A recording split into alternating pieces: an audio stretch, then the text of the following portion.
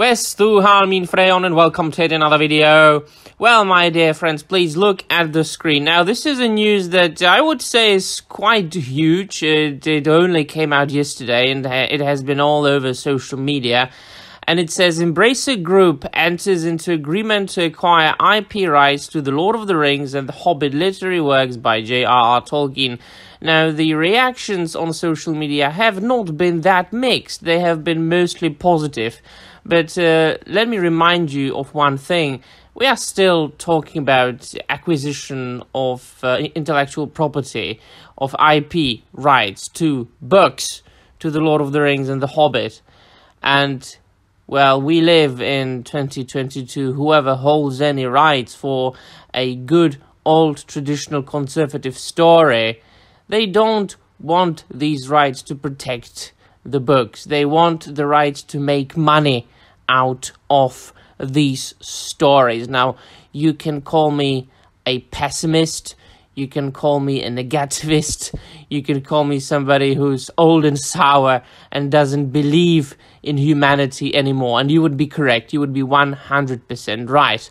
Now, think what you will about this. We will get into it, but first I have to say that I'm not a huge expert in legal matters, so that I'm really only going to read the most important parts of this announcement and then provide you with my take on it. So Embracer Group AB Embracer, through its wholly owned subsidiary Freemode, has entered into an agreement to acquire Middle-earth Enterprises, a division of the SoulSense company, which owns a vast intellectual property catalogue and worldwide rights to motion pictures, video games, board games, merchandising, theme parks and stage productions relating to the iconic fantasy literary works The Lord of the Rings trilogy and The Hobbit by J.R.R. Tolkien, as well as matching rights in other Middle-earth related literary works authorized by the Tolkien estate and HarperCollins, which have yet to be explored. So I think we are talking about the Silmarillion as well, the Unfinished Tales. Anything that Tolkien wrote about Middle-earth, we will see. Acquired through Embracer subsidiary Embracer Freemode Iconic Holding Inc., and will be a part of the operative group Embracer Freemode. And CEO of the Embracer Group said, I'm truly excited to have The Lord of the Rings and The Hobbit, one of the world's the world's most epic fantasy franchises, join the Embracer family, opening up more transmedia opportunities, including synergies across our global group. I'm thrilled to see what lies in the future for this IP with Freemode and Asmodee as a start within the group. Going forward, we also look forward to collaborating with both existing and new external licensees of our increasingly stronger IP portfolio. And then they say, we at the SoulSense company, COO says, we at the Zens company have had the honor over the past half-century of stewarding the Tolkien rights so that Lord of the Rings and Hobbit fans worldwide could enjoy award-winning epic films, challenging video games, first-rate theatre and merchandise of every variety. We could not be more thrilled that it is Embracer now taking up the responsibility, and we are confident their group will take it to new heights and dimensions while maintaining homage to the spirit of these great literary works. Sure, I believe you, says Marty Glick, COO of the SoulSense company. Now, we don't have to read about the background of these companies, but what is important is this. Through its Middle-earth Enterprises division, the SoulSense company, inspired by a deep appreciation for the fictional world created by J.R.R. Tolkien, also has produced and licensed a wide variety of successful video games, board games, stage productions, and merchandise based on The Lord of the Rings and The Hobbit for more than 45 years. Embracer's operative group, Asmodee Group, is already one of the most successful licensees of The Lord of the Rings and The Hobbit through board games and card games, having published over a dozen games with over 100 expansions since the release of The Lord of the Rings board game over 20 years ago, including classics such as The Lord of the Rings, the card game, and The Lord of the Rings Journeys in Middle-earth, a fully cooperative, app-supporting board game set in J.R.R. Tolkien's iconic land of Middle-earth. Key upcoming works set in Middle-earth, in which Middle-earth Enterprises has financial interests, include the much-heralded Amazon series The Lord of the Rings, Rings of Power, which will premiere on September the 2nd, 2022, set thousands of years before The Hobbit. Yada yada, we know that it's not true because it's all made up by Amazon. And The Lord of the Rings, the animated movie The Lord of the Rings, The War of the Rohirrim, set for release in 2024, and the mobile game, nobody cares about mobile games. Other opportunities, this is the scariest piece of information here.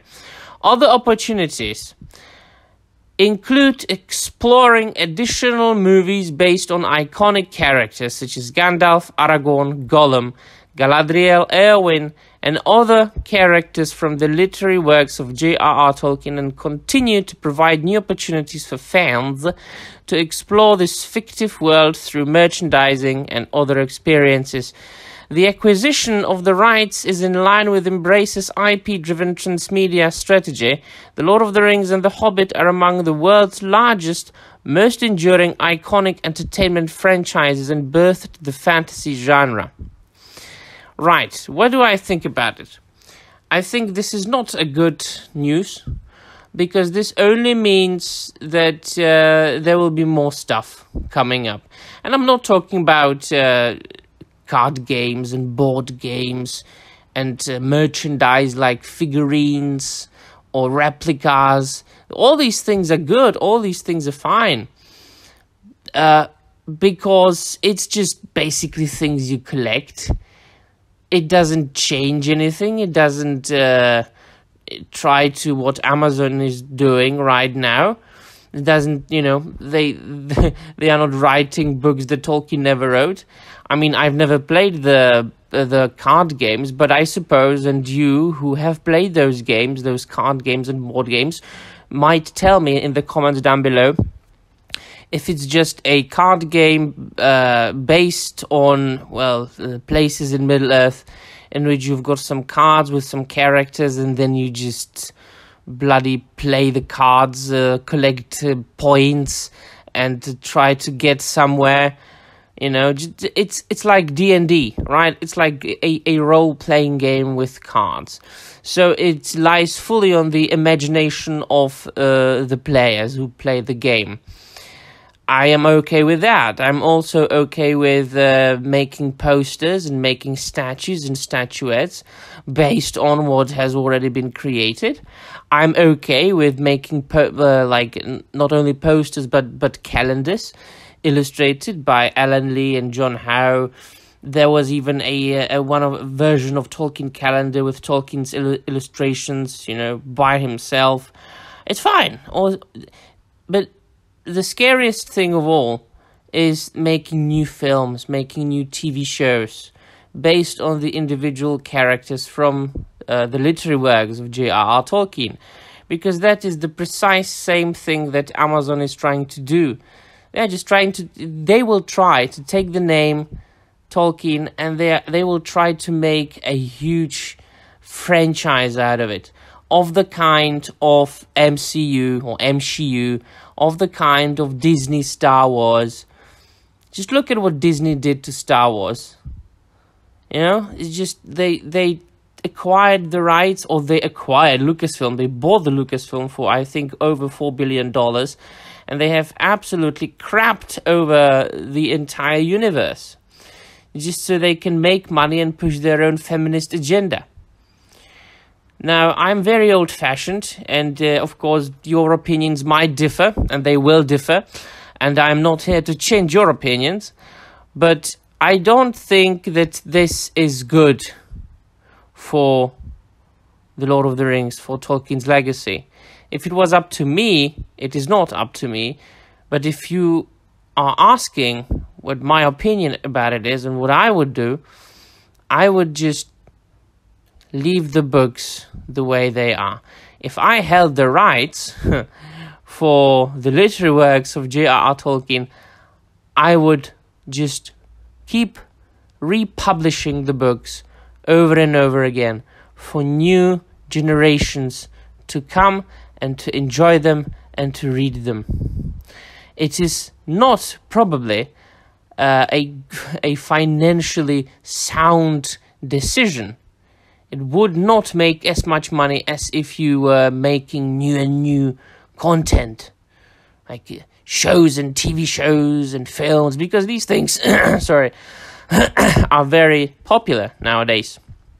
Of course, there are a lot of people who are absolutely excited about the Rings of Power because it's just new content, so they are, well, able to consume it. We live in the world of consumerism. People just want to consume quickly. They want to consume fast food entertainment, quick flashing images with no substance and no nutritional values. That's the sad truth of it. That is what became of the Marvel Comics superheroes and DC Comics superheroes and Star Wars and all the other franchises, Doctor Who, Star Trek, and I'm sure in the comments you'll be mentioning a million other IPs and franchises, but it's really not that important because that happened to everything at this point. And they came for the Lord of the Rings the last. It was the longest surviving IP that hasn't been touched as much as everything else.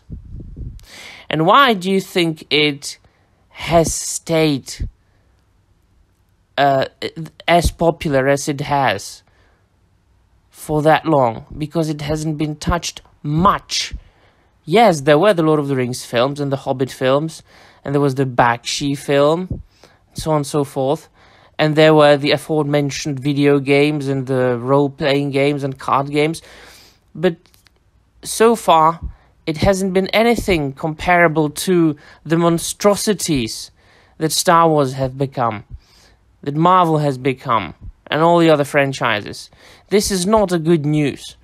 This is just Tolkien's work entering the realm of 2022's disgusting world of extreme, dumb, and retarded consumerism.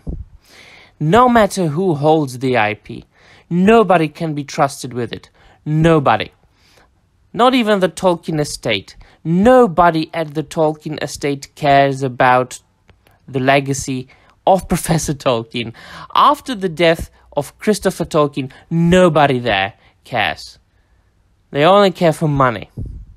So that's my opinion, that's my stance on the entire matter. It doesn't matter who holds the rights. This cannot mean anything positive in today's society, in today's world. Alright, let me know in the comments down below what you think, and that will be all. Thank you very much for watching, and I'm out of here.